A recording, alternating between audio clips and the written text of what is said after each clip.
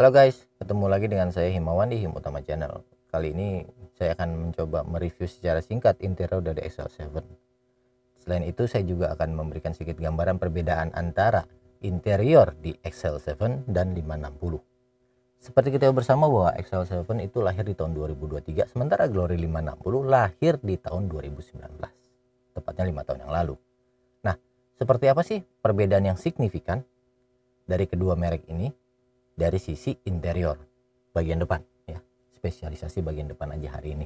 Kenapa? Kita lihat apakah ada friendly user yang dapat kita rasakan antara 560 dan di XL7. Oke, kita bahas dari mulai sisi yang paling kiri ya, sisi interior sebelah kiri, dan kemudian akan berlanjut ke sisi yang paling kanan. Oke, ini sisi kiri dari XL7. Dia masih hard plastik, belum soft touch ya. Sementara di 560 kita ketahui memang dia sudah soft touch dari tahun 2019. Begitu juga ini masih plastik keras ya. Dan ini untuk membuka, kalau di Glory 560 kita harus cukup 2 kali membuka ini ya. Membuka ini 2 kali dia akan membuka, sementara ini harus membuka ini ya, harus ini. Kemudian ini yang menarik, sisi dari spion dari XL7 ini agak kecil ya sebenarnya.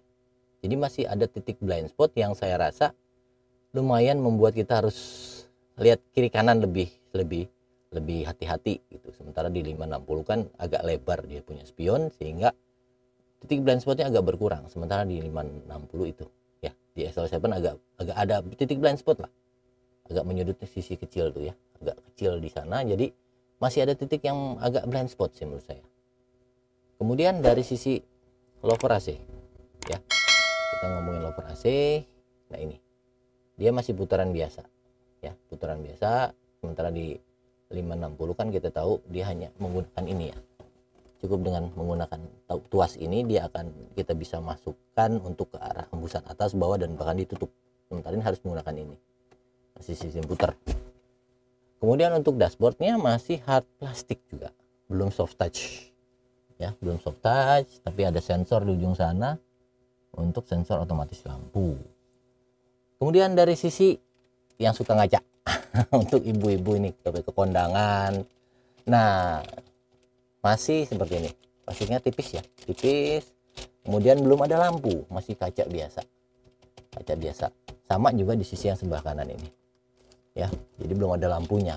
Sementara di Glory 560 kan sudah ada lampu dan diginiin ya, nyala gitu. Ini pakai lampu bantuan kabin paling ya. Lampu kabin juga masih menggunakan halogen biasa, lampu biasa.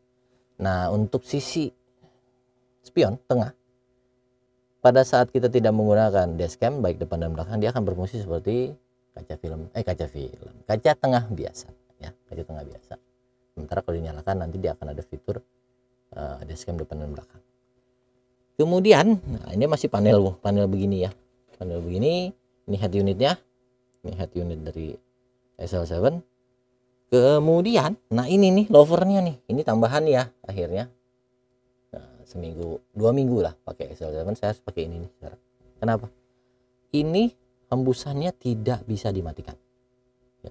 Hembusan AC-nya tidak bisa di off kan atau dimatikan, jadi tetap akan hembusannya tetap akan keluar, dan arahnya kita tidak bisa tutup. Nah ini masalahnya nih sebetulnya. Jadi ini minus dari XL7 ya, saya lihat ya. Kenapa? Kita bakal kedinginan, badan kita tuh bakal kena hembusan dari AC terus menerus. Bayangkan misalnya kita keluar kota berjam-jam ini nggak ditutup, gimana rasanya? Meriang dan harus minum tolak angin akhirnya kan gitu ya. Ini juga sama gitu, jadi akhirnya kita harus beli ini nih di luar, di marketplace untuk nutup, dan akhirnya di bawah ditutup lagi nih, ada kertas tambahan lagi supaya hembusannya itu tuh nggak ke bawah sini, karena ke bawah sini akhirnya kaki kita akan kena, dan itu juga dingin banget.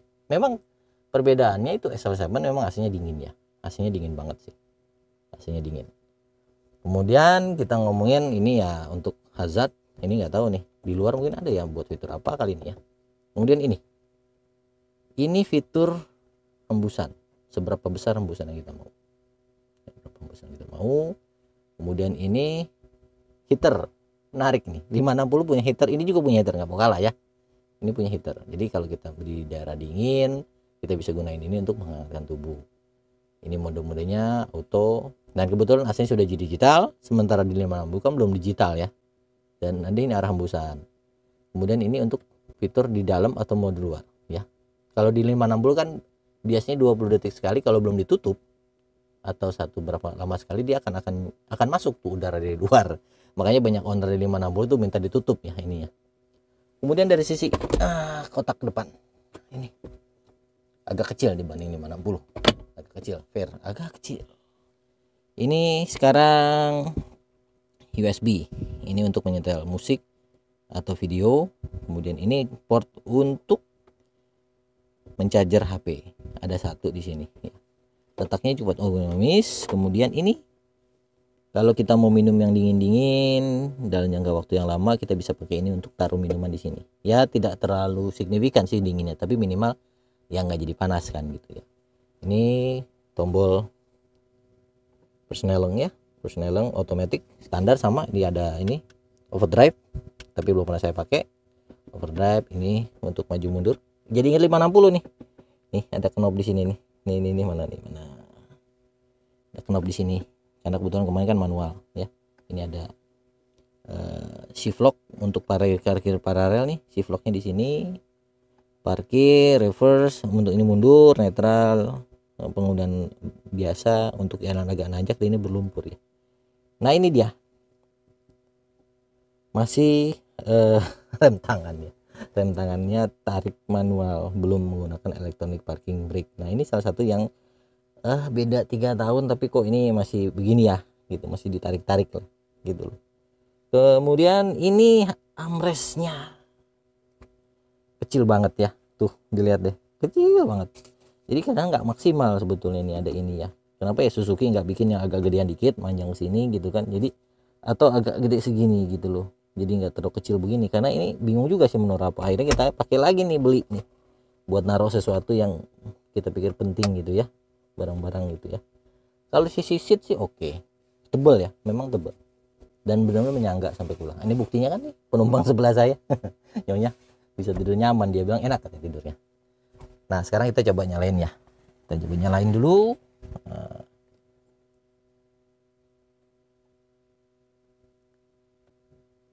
Nah ini nyala dulu.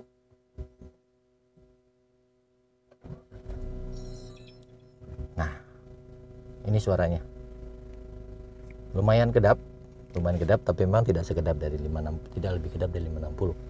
Dan dia akan muncul lambang Suzuki pada saat pertama kali, sama di dashcamnya juga. Ini biasa saya bilang dashcamnya. Nah ini dashcamnya, kita matikan dulu ya. Nah ini ada biasa peringatan demi keselamatan dan bla bla bla bla. Nah ini ada Bluetooth music di sini, pengaturan masih menggunakan mesin saja. Bluetooth musik, USB, semua USB musik dan radio. Nah ini yang saya bilang tadi, kalau kita menggunakan auto, ini auto ya. Nah dia akan menyesuaikan kondisi di dalam interior kita, apakah panas ataukah, nah itu dia kan berfungsi kan otomatis karena kita menggunakan auto 24. Nah suhunya 24, ini paling bisa sampai low 18 ya, bisa sampai 18. Bayangkan berapa dinginnya dia ya. Kita standar lah 24 ya, 24 ya udah dingin sebenarnya. Nah udah auto. Nah ini yang saya bilang tadi, dari luar dan dari dalam, jadi kita bersirkulasi udara lah. Ini modenya atas bawah, kaki bawah aja, defogger atas saja. Nah ini dia head unitnya ya, head unitnya ini average full economy terakhir 12,8. kemudian driving time-nya udah berapa lama, 56 jam 56 jam atau 56 apa nih 56 jam terakhir ya. Kemudian ini total idle stop, kemudian ini jam ya, ada jam di sini. Kemudian ada motion front, kalau gerakan setelah ini biasanya ya, kayak GPS gitu ya, kayak kompas lah. Nah, torsinya ini karena belum jalan jadi dia nggak keluar datanya. Kemudian ini engine, nah ini motor listriknya. Jadi kalau dia lagi posisi menggunakan engine, dia akan berputar tuh, di engine-nya menyala. Tapi ketika dia menggunakan energi dari baterainya akan keluar menyala. Uniknya, kalau kita mau ngisi baterai ini, kita harus memasukkan dekselerasi atau penurunan kecepatan atau alias ngangkat gas. Dan itu bisa terjadi di kecepatan di atas 40 km per jam.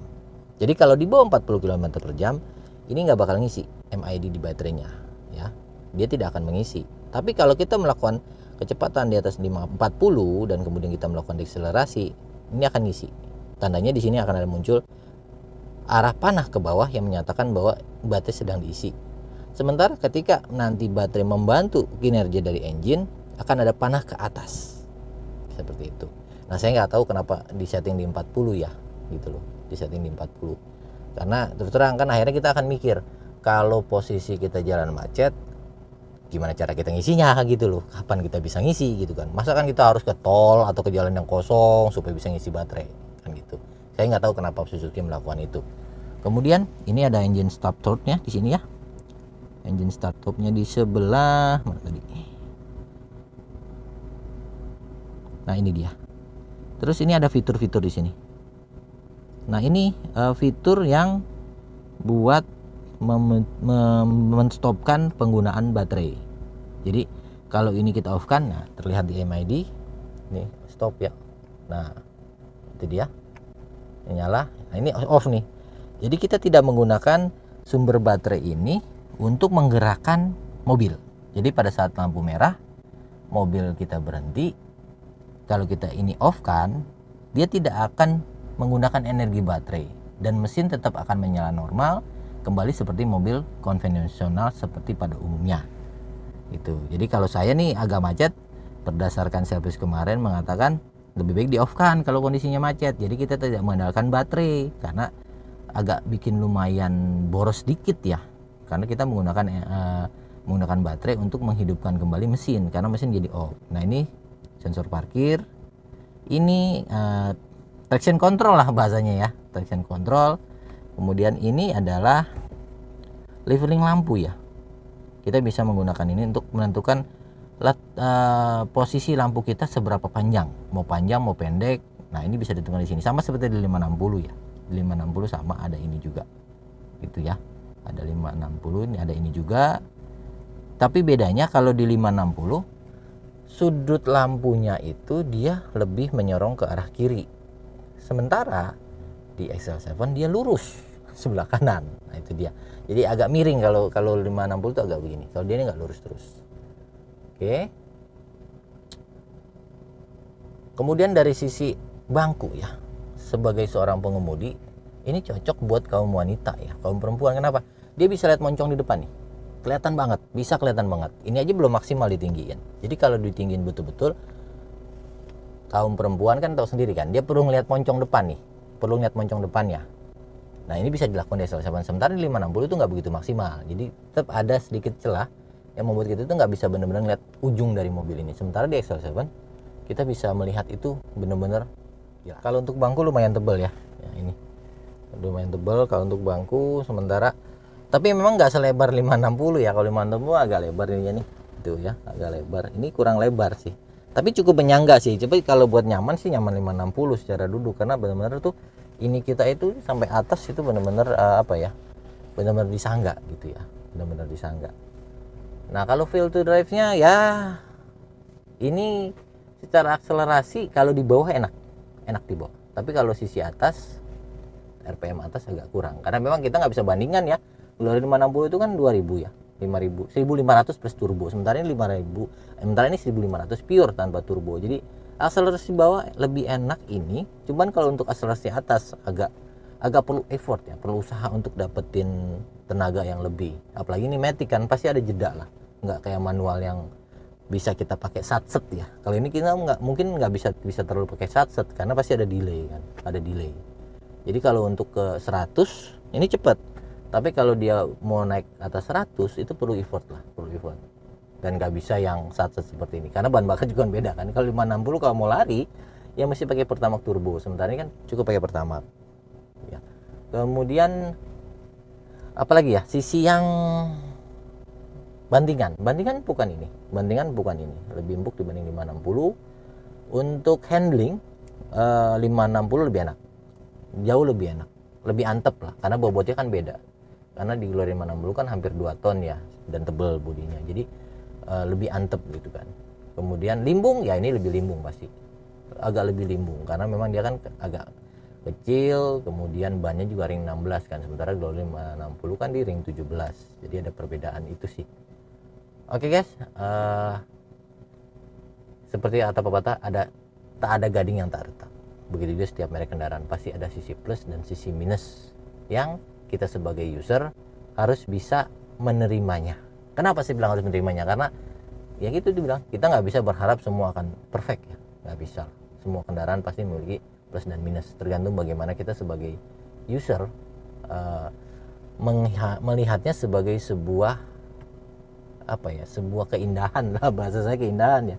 Karena kembali ke filosofi saya bahwa saat ini bukan lagi kendaraan yang harus memahami kita, tetapi kita sebagai user harus memahami karakter kendaraan yang kita kendarai. Lagi-lagi itu gitu ya. Ya misalkan FWD di medan tanjakan terjal, ya tentu harus bisa beradaptasi dengan kondisi mobil. Nggak boleh dari bawah, di atas ngegantung bannya, pasti akan ngegoser, akan kehilangan traksi. Jadi kita harus benar-benar saatnya mengerti kendaraan kita. Oke guys, demikian vlog hari ini mengenai sisi interior dari XL7 ya, XL7 bukan Glory, XL7 yang dari beberapa sisi 560 memang lebih friendly user ya, dalam arti banyak lebih fitur, sementara itu teknologi 5 tahun yang lalu lah kebetulan, sebenarnya 3 tahun yang lalu ya. Semoga ke depan akan lebih baik lagi ya. Oke guys, demikian, terima kasih sudah menyaksikan vlog hari ini, vlog tentang XL7 interior ya. Saya nggak membahas eksterior karena kalau eksterior kan kembali lagi setiap orang punya perspektif yang berbeda-beda tentang rasa model yang pengen disukai, apalagi mobil-mobil dari tirai bambu kan sekarang modelnya waduh benar-benar banyak banget ya. Kembali ke kita lagi, apa sisi yang ingin kita miliki dari kendaraan yang kita mau pakai. Oke guys, terima kasih sekali lagi, thanks for watching.